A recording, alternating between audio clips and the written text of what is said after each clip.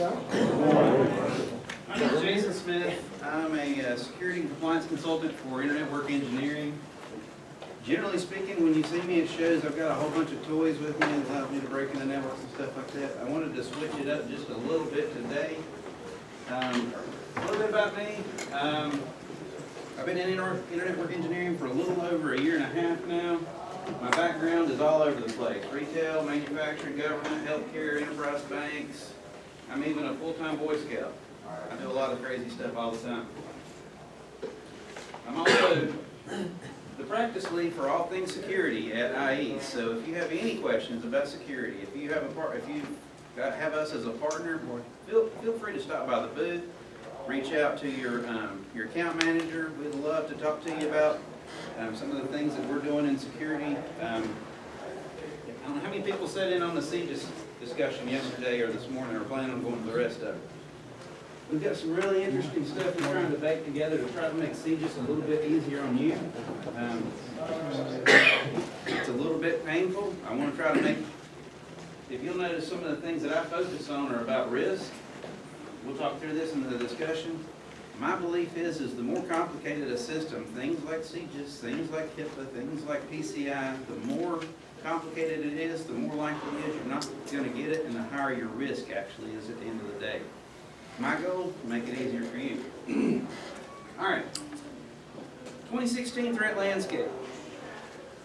We've seen a lot of what we like to categorize as disruption attacks. Release of sensitive data, DDoS, critical system destruction, and everyone's personal favorite, ransomware.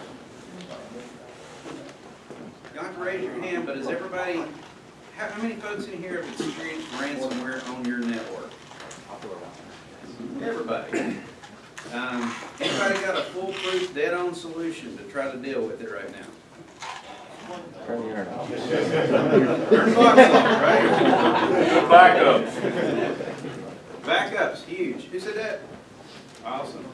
Backups are monstrous. Thank you. Thank you. No problem. We'll get into some of this in a few minutes about some of the things that you can actually do to prevent it, but I am more than interested to find out what's working for folks, and we'll kind of get into that a little bit. Some of the techniques, we've seen an actual exponential growth in the anti-sandboxing.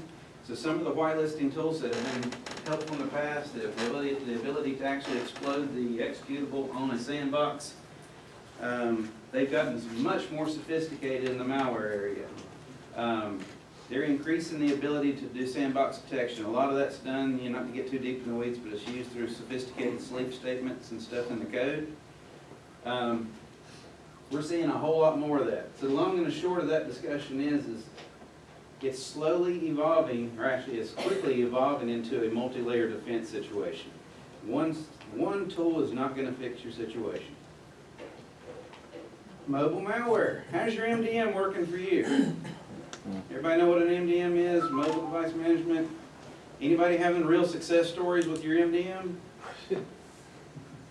Not really. There's a lot of cynical people in here. This is my kind of crowd. Ecosystem is expected to contain over 20 million apps by the end of 2016. Just to put that into context, in comparison, it took the PC market more than 21 years, from 1984, to hit 20 million samples of applications. This is the easy target. Mobile is exactly where we're going to have to defend. And unfortunately, we're going to have to defend it even more so because that's where people do work. They're getting away from laptops. They're getting away from desktops. We're still supporting. We still have to deal with it, but that's where work gets done. That's where the target becomes. Anybody bought a Bitcoin?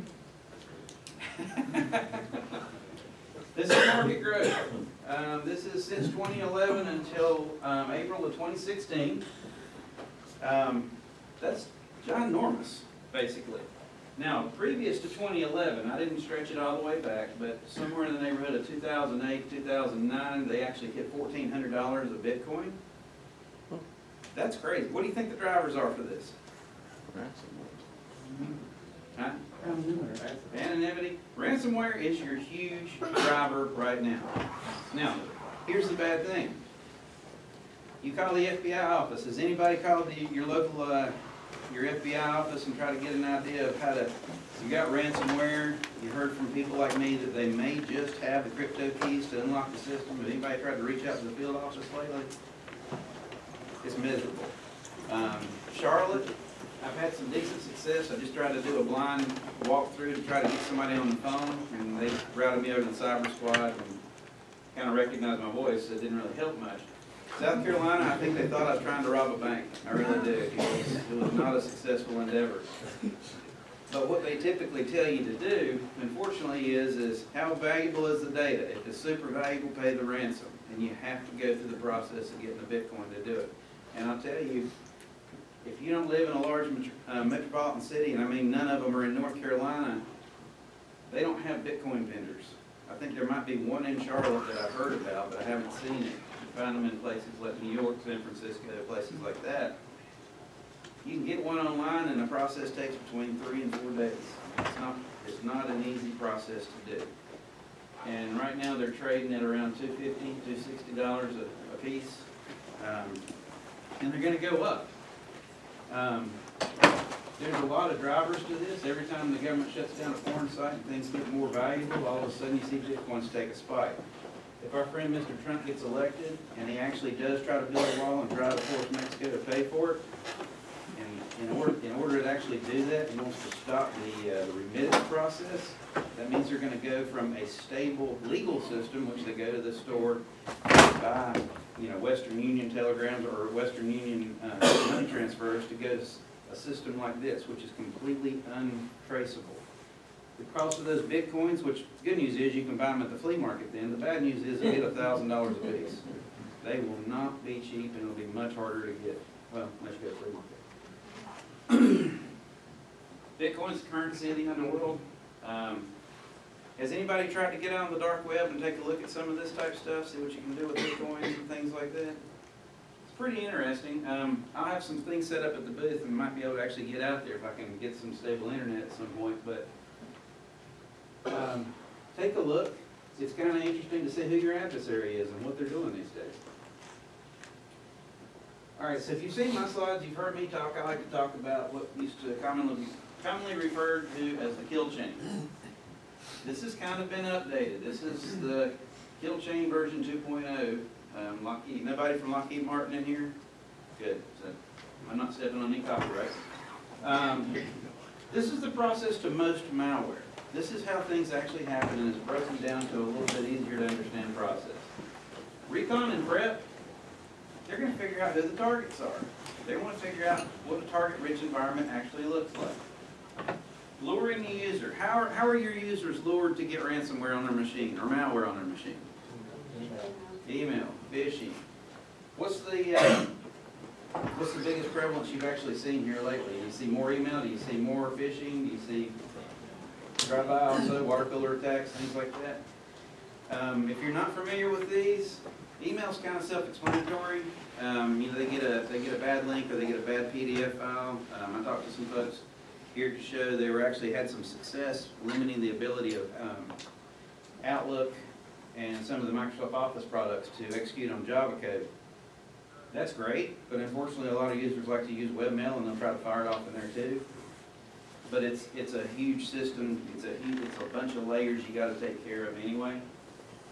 Look at the way people go in. Look at what people do to get infected. Have those conversations. Don't go in and blindly just wipe the machine. What happened? If you've got logging enabled on the machine, on your network, if you can pull web logs back, figure out exactly what it was and feed that back into your security awareness program. How many people have security awareness programs in the county, in the government, whatever you're doing? How successful is it? Fairly. Do you actually see when you have a training, say for the first 4 or 5 weeks, do you actually see a decrease in the amount of malware and infections on machines and things like that? Can you quantify, I guess? It's been difficult to quantify, but we've gotten good feedback. Our second phase, we had a lot of the attendees say that they recalled a great deal from the first phase of our training. And that's the key. But it's a tough metric to measure. It really is. Get them interested. That's the key. As long as you have them interested, and I'll explain a little more what we're doing in the same vein. Once they lure the user, there's an infection that happens. Up to this point, your only real defense, up to this point right here, is prevention. Prevent the ability to get infected on the machine. And we'll go through some techniques and pieces like that. Then things change. You're not getting a full-blown piece of full-blown executable, a full-blown functional piece of malware here. Once it phones home, it's going to pull more code down. It's specific to the environment that it's actually trying to infect. This is commonly called polymorphic code. So it's going to pull pieces of code. It's also going to do things like recon. You're going to start to see pivots on your network. It's going to, once that's actually established, this is where the breach happens. The breach is the full infection, the full control of the device, and realizing the motive. That's where you actually know whether it's a malware, they're trying to recruit to a bot, whether it's ransomware and you've got a fully encrypted system. All of these pieces and parts, and of course here's the piece that nobody likes, moving the data and the money. That's where we got to deal with what's actually going on our network. These are some of the most common attack vectors that our friends over at OpenDNS have actually cataloged over the past 8 to 12 months. Email only is in decline. The socially engineered content, they're really good at it. 5 years ago in this talk, I tell you to start looking for broken English. Start looking for things that you can kind of telltale marks. I don't know if they just hired a whole bunch of English translators or something, but they're getting really good at the content, and it is very, very targeted. We did an engagement for a customer, Ryan, when was that? First of the year, something like that? Yeah, right around there.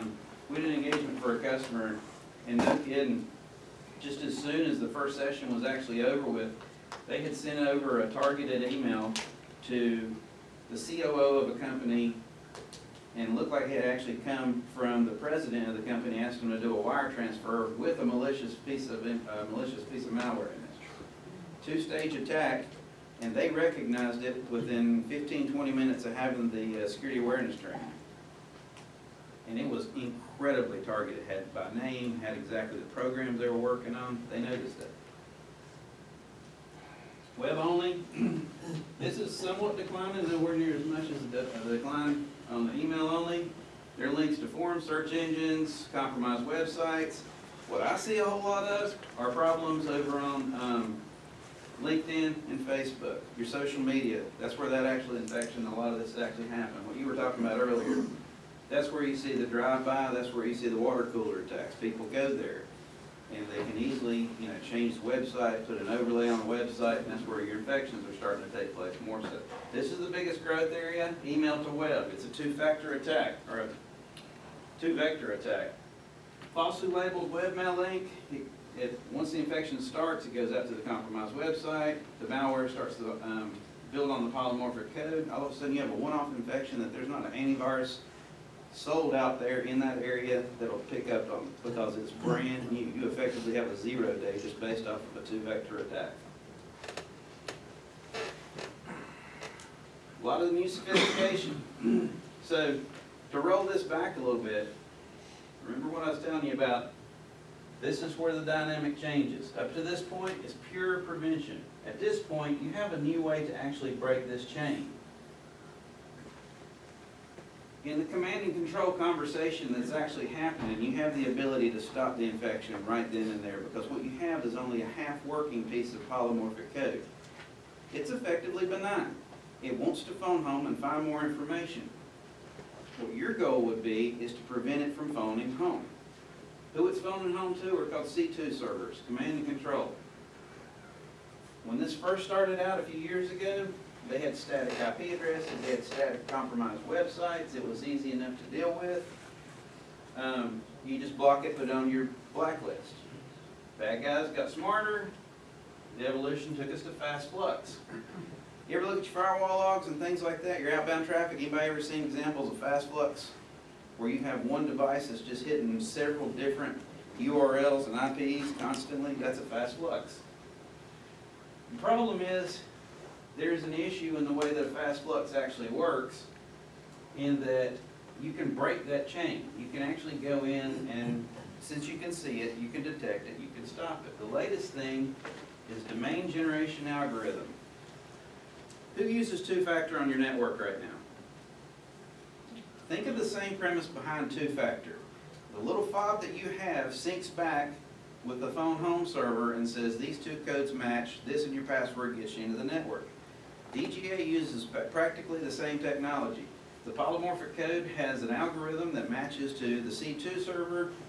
They start rolling through, you can either use IP addresses, you can use URLs, or you can use combinations of both, and they start syncing up. It's very sophisticated, and that's one of the latest things that's actually out there. How do you defeat DGA code? You have to get a combination. One of the tools that we sell, and unfortunately I don't think I have a really good way to show you OpenDNS just because of the bandwidth, but if you stop by the booth, I can actually show you a quick demo of it. You can actually go in and using something like OpenDNS, Infoblox has a similar system. You can break that chain because you can actually see the algorithm transfer back, happening back and forth on the beacon track. Where to start? Starting at the super high level. What should you put your money in to protect? Where is the secret sauce on your network? Has anybody gone through and done the risk analysis, has actually looked at where the secret sauce is on the network, what it is you should be putting money toward? Mm-hmm. How painful is that? It's not easy, you know what I mean? And you want to go down to a level when, when it's really successful, you want to get to the point to where you can actually go through and you can say, not only do I know what the secret sauce is, but I know an owner for my data. I want to go through and establish ownership for all of my data points. That's one of the things that when I was in the CJIS discussion yesterday, and somebody had brought it up a little bit, and that's when you're talking compliance. Is anyone in this room effectively the data owner for your protected data in your network? Or are you custodians? I think of the role as a custodian. That's what you actually are. In order to establish your own lines of liability, in order to figure out who's who and what that data really is important, you need to find out who the owners are. Leadership, do you have buy-in? Does your county manager, does the mayor, does whoever it is that you guys report to, do they understand what the issues are and what the problem is? Let me rephrase that a little bit. When you go in there and you say, I need a new firewall, we've got a 10 gig pipe and I need $250,000 tomorrow. How effective is that? Let me change the conversation a little bit. PCI says I need a new firewall in order to process data and get all of this stuff out the door. I need a new firewall. It's going to cost $250,000 or else we can't process credit cards. Is that going to be a little bit better of a conversation? Leadership understands the requirements. If you can establish a link between what the security goals are and what your compliance requirements are, you have a much better chance of actually protecting your network because the name of the game is resources. It's not just firewalls, it's headcount. How hard is it to actually defend your network with this limited staff? I know everybody in this room probably has that issue, right?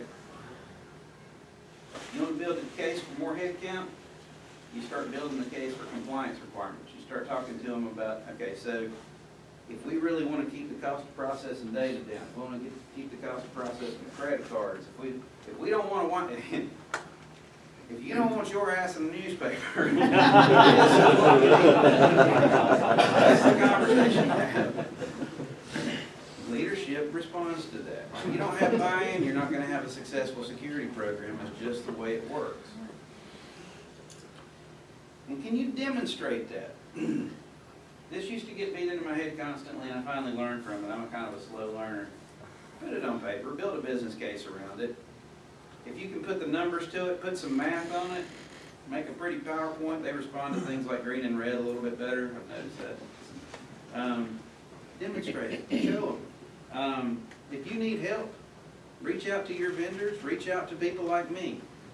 We actually have, in most of the tools that we sell now, we have the ability, and so does I know not everybody uses IE, but if you don't, reach out to your own bars and say, you know what? I know that I need this firewall. I know that I need OpenDNS. I know that I need this. Walk me through the process to model it and come in and show this group of leadership how that's gonna work, that this is how bad it is now, and if I drop these pieces and parts in here, then all of a sudden my total risk exposure goes down. Every vendor in that room should have the ability to do that. Let them help you with it. If you've got the ability to do it and you've got all the cool spreadsheets and all the other good stuff, great. Let the vendors do the work. What does it cost? Always frame that discussion. You don't have a $250,000 firewall. What you have is the opportunity to prevent business disruption. What is the cost of business disruption? Has anybody gone through, I know you guys are trying to get some ideas around where the valuable data is. Have you gone through the process of trying to figure out what an outage actually costs you right now? What does ransomware cost y'all in terms of either business or productivity loss or any of that type of stuff? Has anybody done the math? There is some data out there to support it. You know, a lot of the vendors actually have some of that can help you out with, but it's also a question that you have to do some work on the back end to figure out what the business process is, what the loss of that actually adds up to. And along the same lines, what's the cost of an actual breach? Those are easier numbers. Anybody deal with HIPAA in the room? What does a HIPAA breach cost? I'm not talking, you know, that guy's hacking your network, but, you know, one day somebody's having a real bad conversation with their wife or something, they're not remembering what they're doing, they go into the sand, they swap a drive, it just happens to have all the health department data on it, and nobody can find that drive. It could easily be $1.5 million right quick. Absolutely. Total maximum fine exposure is between $1.5 and $1.7 million, depending on the situation. And even since HIPAA's changed a little bit, there's people, and I bet you guys actually have it, whether you know it or not, you have a business associated situation. Whether you have the agreements in place where maybe if you're farming out situations to the health department through a different agency, you're still a business associate if they ride your wire. You got to kind of take a look at all of those pieces, so figure out exactly what that's going to cost you. Frame those conversations in that discussion.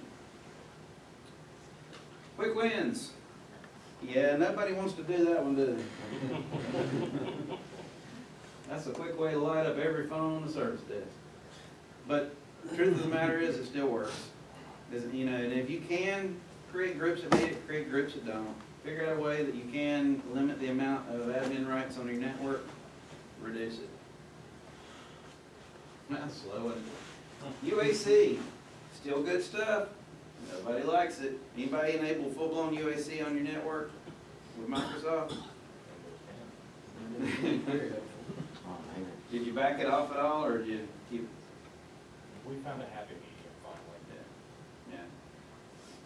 It's built in. If you've got Active Directory using GPOs and the whole 9 yards, it's manageable.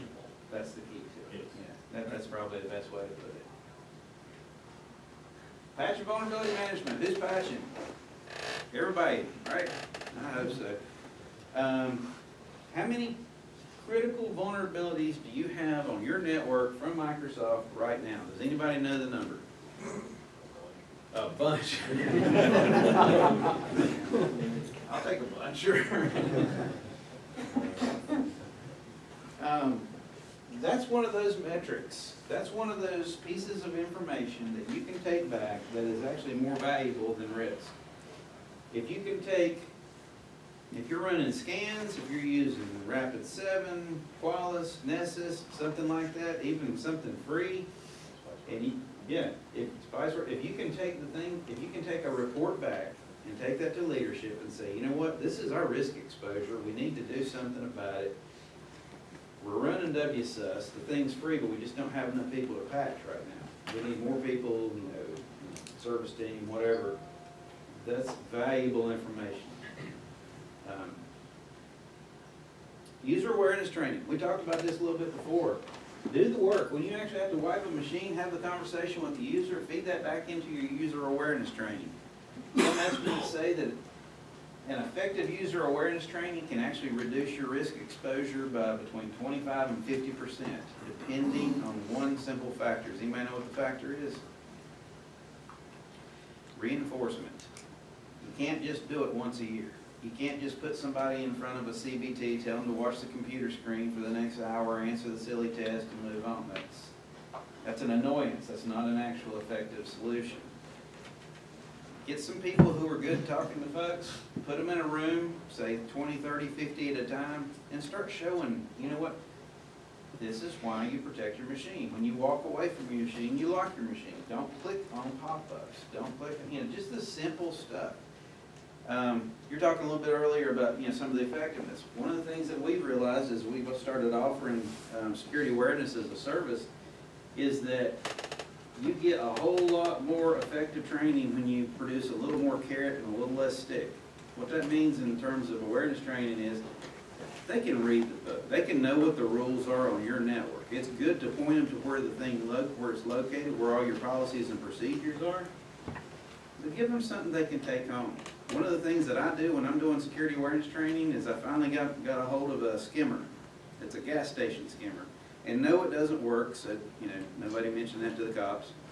I actually disabled it and painted it orange, but so there went my retirement plan. But show folks that. Say, you know what, this is a skimmer. When you go up to the gas station, number one, don't ever, ever, ever use a debit card at the gas pump. Horrible idea. Number two, there is nothing wrong with reaching over there, wiggling it, trying to move it. I actually hit the thing. If it pops off in my hand, that's a skimmer. They're purpose-built to, your credit card swiping machine on the side of a gas pump is purpose-built to stay there. If it comes off, it's probably double-sided tape or a magnet, and it's a skimmer. Every time I have that discussion with with whoever's engaged us to do awareness training, I get at least 3 phone calls or emails saying, I was on the way home from work the other day, or my mom was over getting gas in front of Walmart the other day, and guess what? The thing came off in her hand. I can't tell you how many times. Charlotte, by the way, anybody in the Charlotte area, they're getting nailed constantly. It is crazy, especially for some reason up around the PNC Pavilion. Those gas stations up there get nailed all the time. It's crazy. Have that conversation, give them a little more carrot so they can take it home. You're going to get crazy questions because, my grandma got this call from somebody, they tried to sign her up for Microsoft services and they said it was big. That's okay. They're engaged. That's exactly what you want. Because if you have an engaged user, you have a lowered risk. Routine backups, hugely important. Unfortunately, this is realistically the only thing that can actually save you outside of buying the Bitcoin once you're completely infected, unless you're using some really sophisticated tools. Those backups will save you. Test them. First off, does anybody test their backups? Successfully, routine? All right, awesome. Make sure you test them. Get some folks in there when you recover somebody's drive and you say, hey, is all of your stuff actually here? Go through the process. Single most important part, make a plan. A failure to plan is a plan to fail. What do you do when you get breached? If your answer is, well, I run around trying to figure out exactly who's supposed to be fixing this machine, that's not the plan.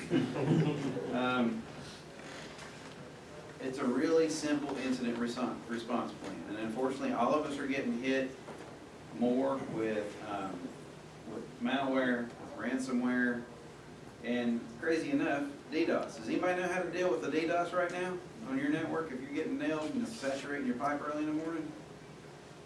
That's why I didn't make it to the booth this morning, fellas, just to let you know. Make a plan for those type things. Go through some tabletop art exercises. DDoS, for example. Do you have the ability to detect the thing first? Can you see it? Do you have enough visibility to institute a null route? Null routes are the easiest way to deal with a DDoS, outside of really sophisticated solutions. It's not always practical.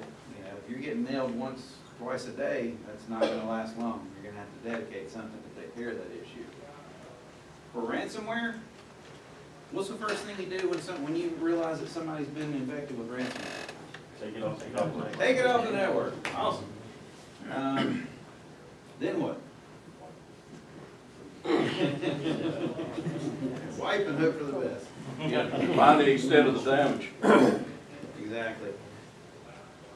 when you go through the process, do you have any, or is anybody using AMP for endpoints or Bit9, Carbon Black?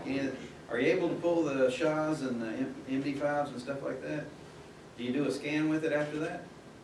We'll see if that, what have you know, has it been effective or is it? Yeah, we just deployed carbon blacks and we're learning how to do all that. Right.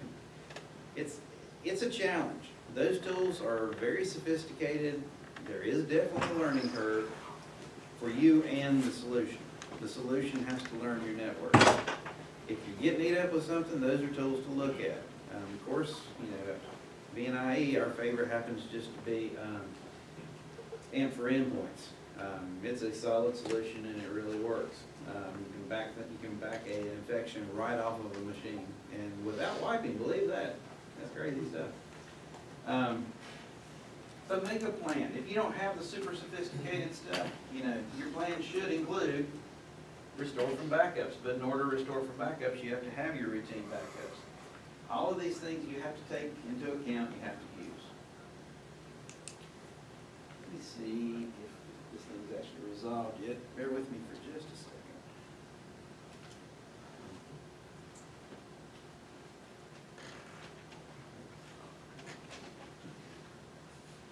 Good news, this might actually work.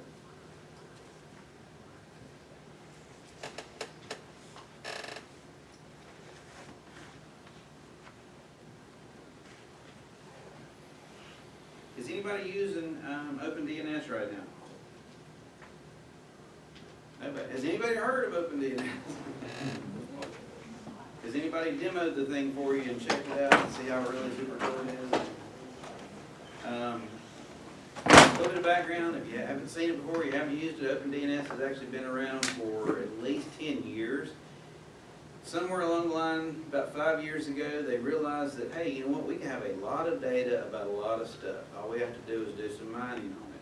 They figured out that they actually have this tremendous resource of data, and they can go back in and they can look for indicators of compromise. They can actually see the traffic between the command and control servers. What they did was they did a refocus as an organization and started focusing on security instead of just being a stable DNS. By the way, did everybody, one thing I want to try to do is make sure, if you get a chance, these two gentlemen in the back, Ryan and Matt, make sure you give them your business card if you got a business card. We'll put you in for a drawing. And if you have any questions specifically about any of these solutions, any of these processes that we can help you out with sieges and risk and stuff like that, reach out to them and let them know. That way we can reach back out to you.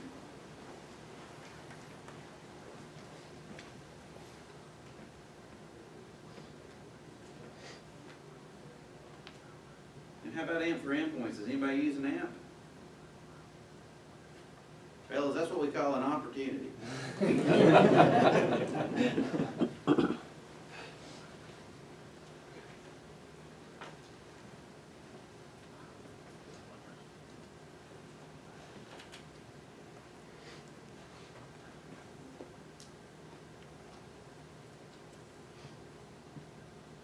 Cross your fingers, this might actually work.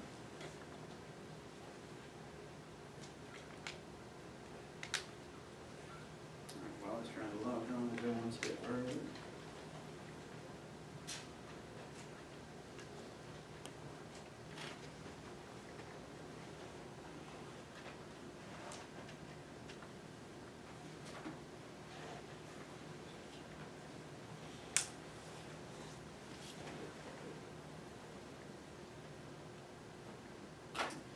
All right, so while I'm waiting this thing to actually log in,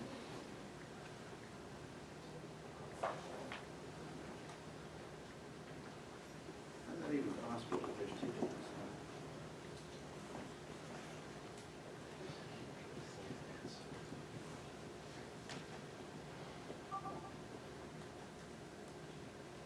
stuff? There we go. All right. Several solutions you can actually use. All of these have a very, have the ability to actually jump in and try to detect some of the malware traffic, some of the some of the ransomware. Tenable, Tenable is a vulnerability management solution. If you're not using vulnerability management, if you don't have a vulnerability scanner, if you can't afford it right now, reach out. Spiceworks, same, some of the other ones that are actually free. Take a look at your network. If you don't know your network, you can't defend your network. Who's using SourceFire? Anybody using SourceFire from Cisco? Good, effective? What's your feedback? What do you think? Our latest crypto incident didn't prevent it from coming in. Didn't prevent it? Is But other than that, been working great. Are you, one of the interesting things about the SourceFire solution within Cisco is they've actually started to build out a lot of the hooks. So let's say if you're using OpenDNS for one solution, you can actually feed the API directly into SourceFire, and actually it'll beef up some of that. So as some of those pieces are detected, it'll go through the process of, it'll feed those signatures back over and actually try to, effectively block. StealthWatch, is anybody using StealthWatch? Heard of StealthWatch? Interesting solution. So StealthWatch used to be called Landcope. Now Cisco's purchased Landcope, and what StealthWatch is NetFlow data. It offers the opportunity to detect practically anything on the network on your east-west traffic as opposed to your perimeter. You can actually see the pivoting and going on your network. Huge for incident responders. Varonis is a new partner of ours. Anybody use Varonis? Heard of Varonis? Demo. Yeah. What'd you think? They found a lot of stuff. They do. Come over, if y'all don't mind, if y'all would come over to the booth, I would love to talk to you about it. This is a new partner. We could actually, the partnership was in place before we realized what was going on from an old deal. Love to talk to you about it, get some use cases figured out, try to figure out what you thought about it, and that'd be awesome. Infoblocks, protected IPM solution, also does some DNS on your internal networks or your east-west DNS traffic. Very important point. FireEye and Mandiant. Anybody have to use, well, is anybody using FireEye?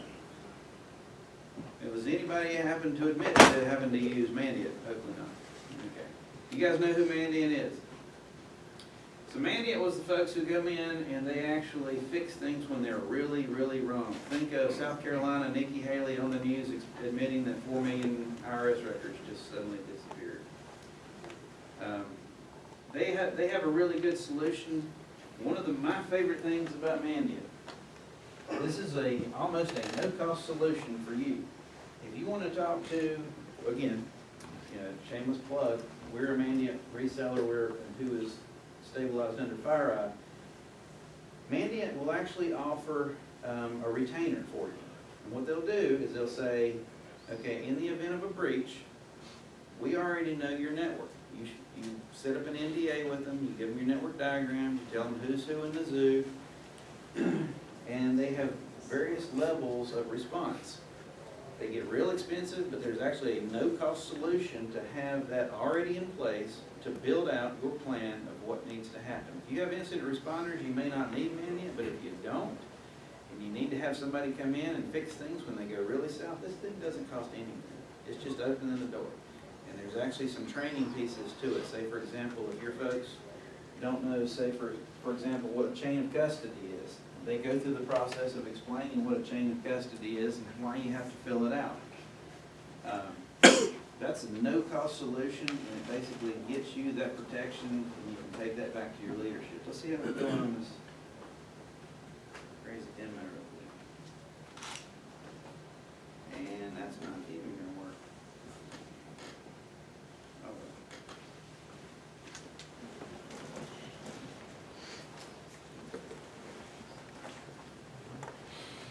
If you'd like to stop by the booth later, I'll actually crank up my Wi-Fi, and I will be glad to show you some of the solutions, including OpenDNS, AMP for endpoints, Tenable, any of those pieces that you want to see, just to kind of give you some thought process of how that would affect you and your network, maybe reduce your risk.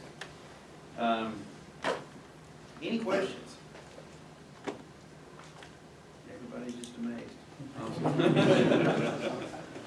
Make sure you reach out to these two fellows in the back. They would love to get your business card so we can try to enter you in a drawing. Feel free to stop by the booth if you have any questions. Again, my focus is not necessarily trying to sling product. My focus is on reducing your risk. I'm one of those weird security folks. So reach out to me or stop by the booth, and I appreciate your time.